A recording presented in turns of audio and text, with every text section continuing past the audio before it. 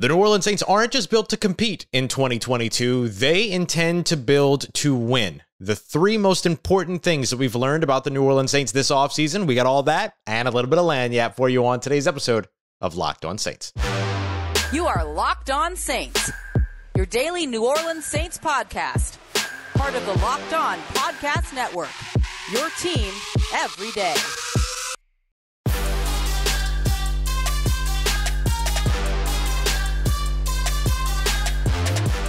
What is good, Who Dat Nation and Who Dat family? Welcome into this Friday episode, wrapping up the week here at Locked On Saints, your daily podcast covering your favorite team, the New Orleans Saints. Part of Locked On Podcast Network, your team every day. Thanks so much as always, making Locked On Saints your first listen of the day every day. Don't forget that we're free and available across all of your favorite podcast apps and on YouTube as well. I'm your host, Ross Jackson, at Ross Jackson Nola on Twitter. You can find me over on USA Today's Saints Wire, Tuesdays on Locked On NFL, and here with you every single Monday through Friday here on Locked On Saints. On today's episode, we're going to go over the three most important things that we've learned about the New Orleans Saints this offseason, starting off with the fact they have built to win, not just built to compete. We're going to talk about a little bit of their team building approach, and we're going to break down all of the things you might have missed over the course of the week, just to make sure you're all caught up with everything you need to know around your New Orleans Saints, including major surgery for one player, the way that the New Orleans Saints might look a little different on the field in 2022, and of course, some changes on the roster as well. So we'll break all of that down in today's episode, but I want to start off with the most important thing that we've learned about the New Orleans Saints this off season, and that is that this team is not built to just compete. This team is building to win. You take a look at all of the things in 2021 that led to the New Orleans Saints being a 9-8 team. One of the first things that's going to jump out to you is injuries, right? 58 different starters, 4 different quarterbacks, 4 different kickers. We know the story. So what did the New Orleans Saints go out and do?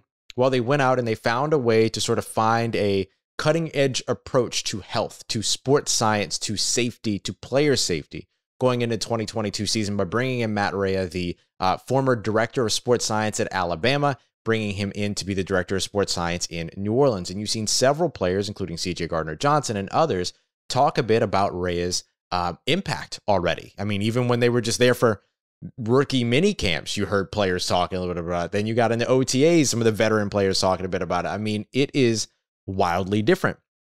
And so you have seen already the Saints point their attention to the thing that cost them effectively the 2021 season, although they were right there, right? They were on the edge. They were on the brink. The other piece of it is that you've watched them now go out and see, okay, where were they most deficient in 2021? 32nd in the NFL in terms of passing yardage, 30th in terms of passing attempts, 11th in passing touchdowns, which means they scored a lot of points, but they didn't move the ball through the air very well. They didn't have late down success on second and third downs. And so with that being the case, what'd they do? You get Michael Thomas back. You go out, you draft Chris Olave, in my opinion, the best wide receiver in this year's draft. You put him in the best situation of any wide receiver in this year's draft. You bring in Jarvis Landry, who gives you another fantastic possession option that can create a little bit after the catch because he just refuses to go down. And then you bring back Jameis Winston on a 2-year deal, effectively a 1-year deal that can turn into a 2-year deal and hopefully longer than that for him. And so you've rejuvenated your passing game. Now you still have some work to do over in the tight end room, and we'll see how that all works out. I had an idea that I mentioned in yesterday's episode with the Saints potentially trading or looking at trading for, a tight end like Jonnu Smith, for instance, out of the New England Patriots. Not reporting that, just saying that would be another way to continue to bolster and add. But even if they don't make that move, you also still have Alvin Kamara, who's bracing for a 6-game suspension, but we'll see exactly what happens there. And either way, you still have him for 11 games, and you have Juwan Johnson and Taysom Hill, who should be impactful as receivers and pass catchers, as well as a guy like Adam Troutman, who could take a step forward. So this New Orleans Saints team went out and said, okay, what couldn't we control last year that we want to take control of? Injuries. Great. They bring in Matt Maye. What can they control that they want to make better? The passing game. Great. They went out, they got the weapons, they brought back the quarterback. And then, of course, you have all of the other tools that you need. You improve the offensive line, or not improve the offensive line, but you maintain 4 out of your 5 starters in the offensive line. You lose Teron Armstead, you go out and get one of the draft's better tackles in Trevor Penning, who has some development to do, which is why you're comfortable with James Hurst. But if he's able to turn into Trevor Penning a long-term tackle for you, then you're in a good spot. Then the next piece is you look at what those losses were. Along with tackle, what was the other big loss?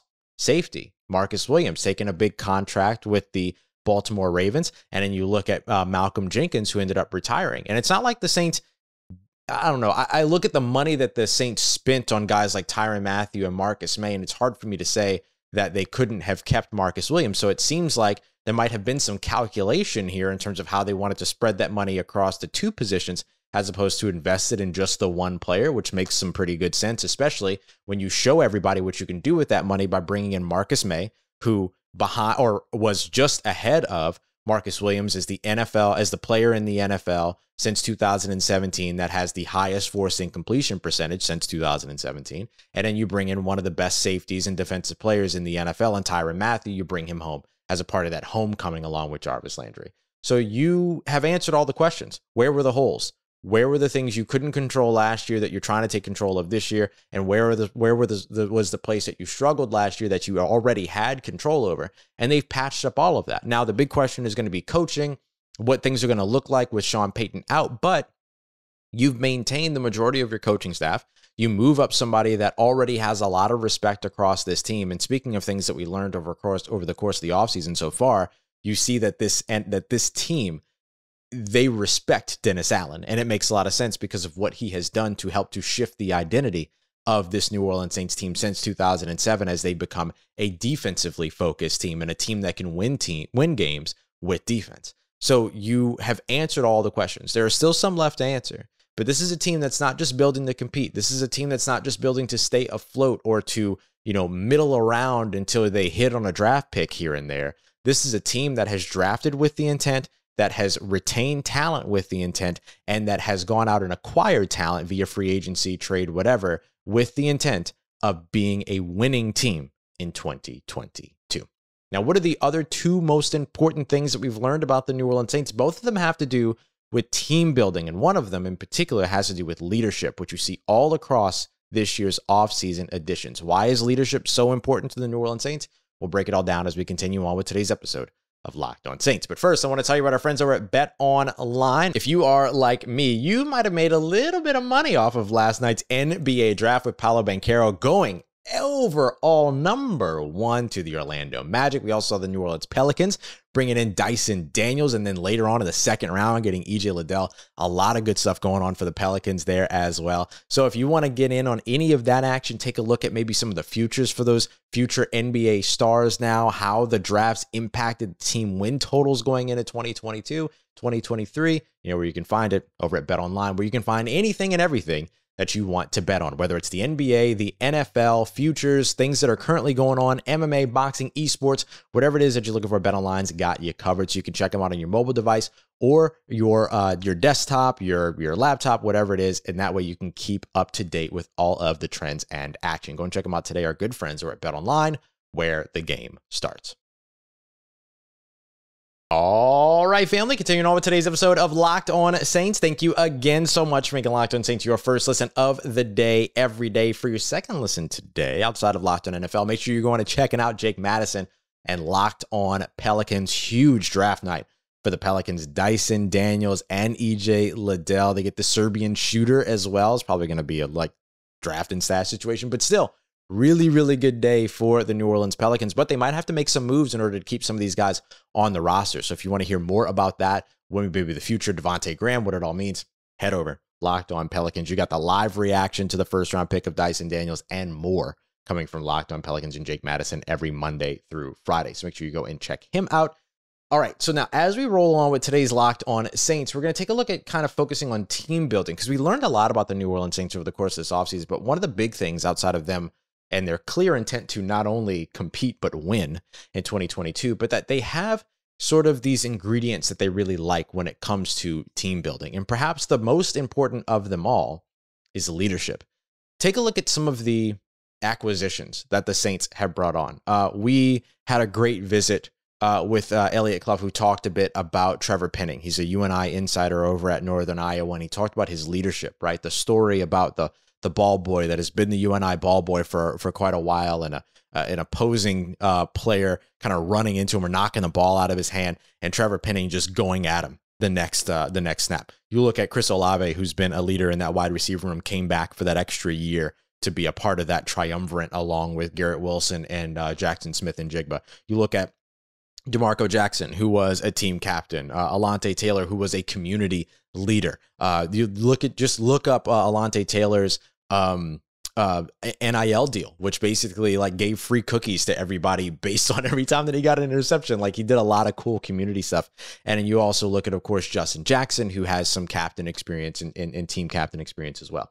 So you see all of those players that get these high regards in the draft. Then you consider the acquisitions in free agency, like Marcus Maye, like Jarvis Landry, like Tyrann Mathieu. These are all big leadership guys and all. And so you look at what the ingredients are for a New Orleans Saints player, which oftentimes you think about things like versatility, right? If you're an offensive player and you can play on the offensive line and you move around on the offensive line and you can fit that sort of like role that Sean Payton helped to create with Senio Kelemete, who visited the team, by the way, during mini camps. And all of a sudden that puts you in a situation. So versatility is really important. You see that at wide receiver, DB, linebacker, on the defensive line, everywhere, right? So versatility is a big part of it.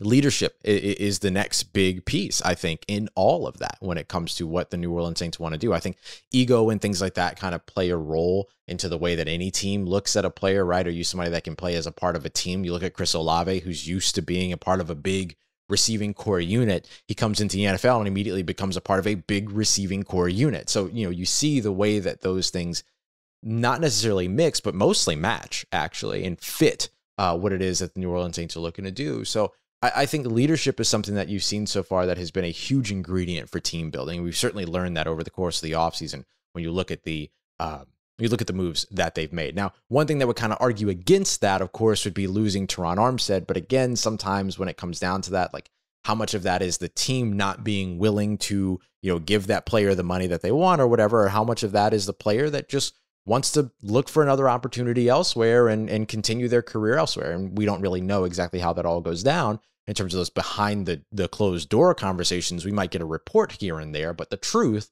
really only exists amongst the people that were the party that was a part of the conversation. So maybe you could use that as an argument against that. But I think you look at who the New Orleans Saints have focused on.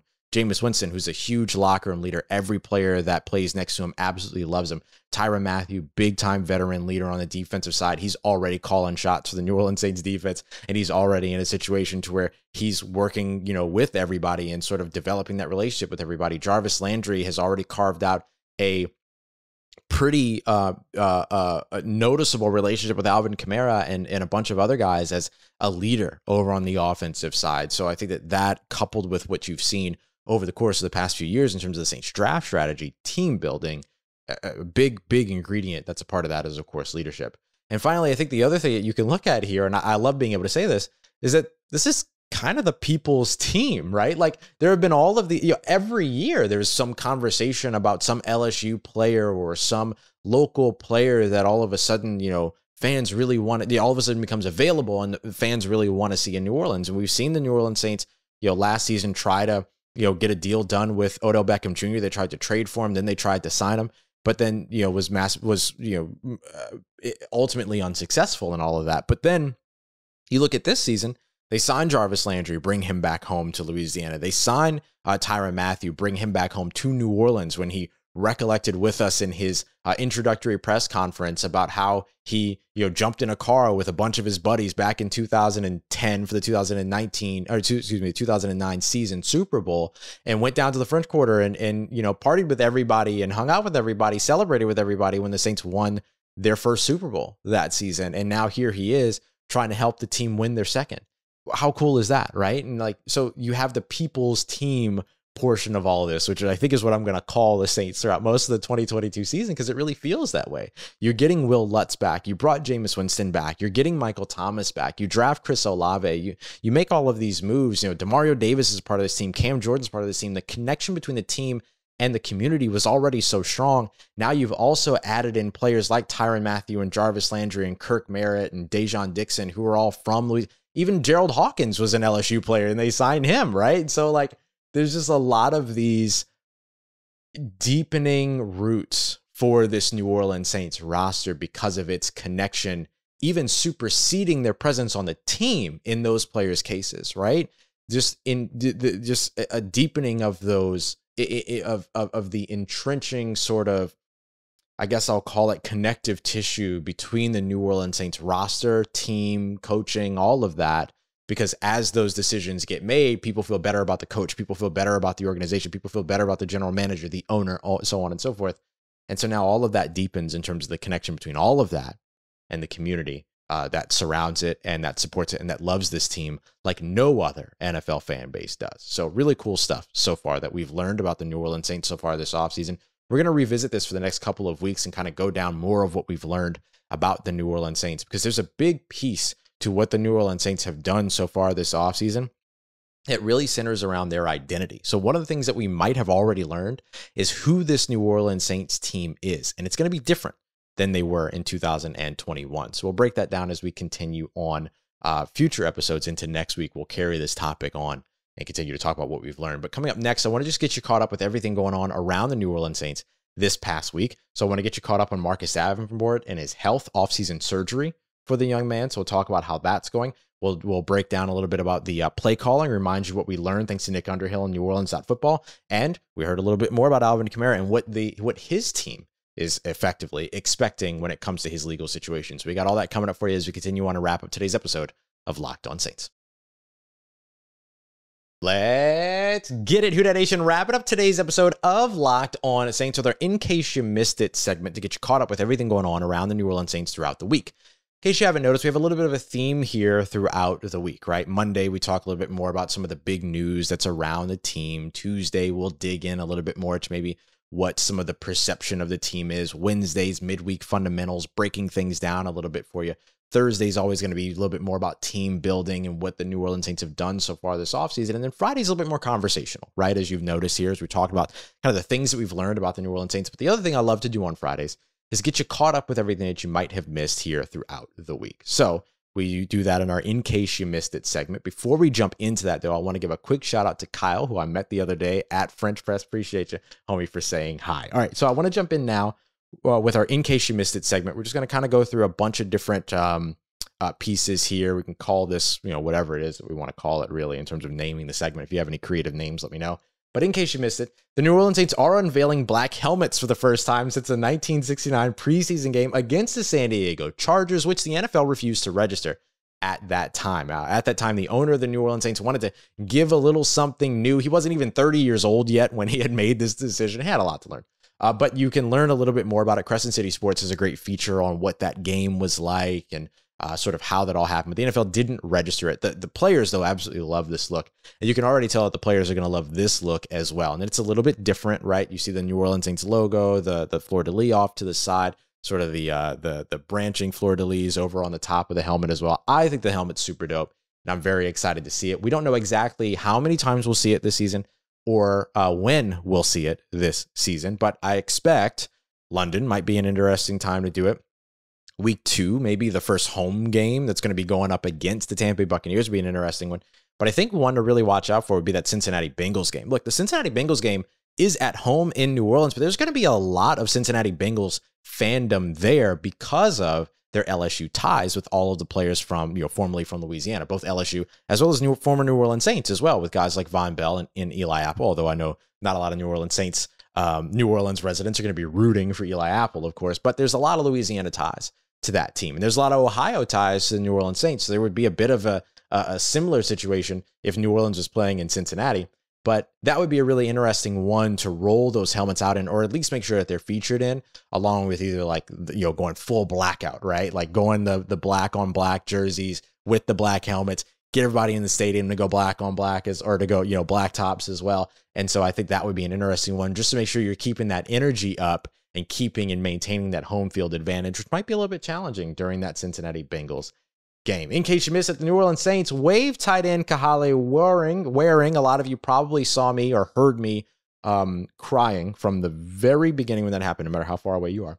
But then they did also replace him with another tight end, Brandon Dillon, who was an undrafted free agent, spent 3 years with the Minnesota Vikings, went to the New York Jets practice squad last season, ended up getting a future reserve deal with them, but they moved on from him just a couple of months ago. Now a New Orleans Saint. mostly kind of a guy that has played, special teams units. He's got like one career catch, does some good blocking as well. I mean, he's a talented player, obviously, as he's continued to circulate around the NFL, but I don't know that he's somebody yet that's going to really break into that tight end room and shake it up the way that I thought maybe Kahale Warring could. So we'll see exactly what works out with Brandon Dillon and how the New Orleans Saints continue to address the tight end position.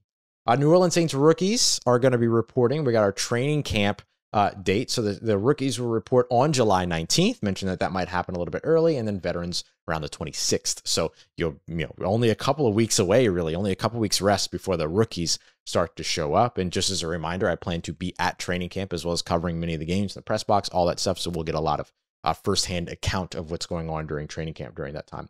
Alvin Kamara and his team, according to Pro Football Talk, in case you missed it, is preparing for a 6-game suspension. We don't know exactly when that's happening yet. And this is something we've been talking about for a while, that the suspension might be up to 6 games and all, just based upon what the precedent that has been set by the NFL so far. So this isn't really like news, but now you're starting to hear it basically from this story from PFT that it's what they're preparing for. So this isn't new, but it's still something to know that that's what they're effectively expecting at this point. But we'll have to see exactly how all things work out in terms of timeline, when those 6 games are. Are they this season? Are they the beginning of the season, middle of the season, end of the season? We'll find out.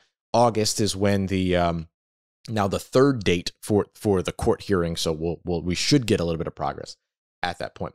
In case you missed it, according to Nick Underhill of NewOrleans.football, Dennis Allen is going to hold on to defensive play calling. He expressed his interest to do that during his introductory press conference after it was announced that he was going to be the new New Orleans Saints head coach after Sean Payton decided to step away for at least the 2022 NFL season. And with that being the case, Dennis Allen did mention that he would be interested in maintaining play calling now. It looks like he absolutely is. Speaking of defense, in case you missed it, Marcus Davenport, New Orleans Saints defensive end, one of the reasons why he's been rehabbing throughout the summer as opposed to being out there and participating in the offseason training programs is because during this offseason, he had offseason shoulder surgery and a part of his pinky amputated as well. Now, it's just the tip of the pinky. If you're like me and you type a lot, you use the tip of your pinky a bunch. I don't really use the tip of my pinky very much either. Interesting conversation with Jordy Collada around that from earlier on Friday's Collada show. But look, it's one of these things that happens sometimes. So he had the surgery. Hopefully they're going to be able to get him back out on the field for training camp, through training camp, things like that. And finally, in case you missed it, I had a lot of people ask me about Lil Jordan Humphrey. Lil Jordan Humphrey is reportedly signing a 1-year deal with the New England Patriots. He'll join Ty Montgomery as most recently former New Orleans Saint, joining the New England Patriots. I know a lot of folks had a lot of hope for Lil Jordan Humphrey coming back to the roster. There were some early reports that the team and player were trying to work out some deals.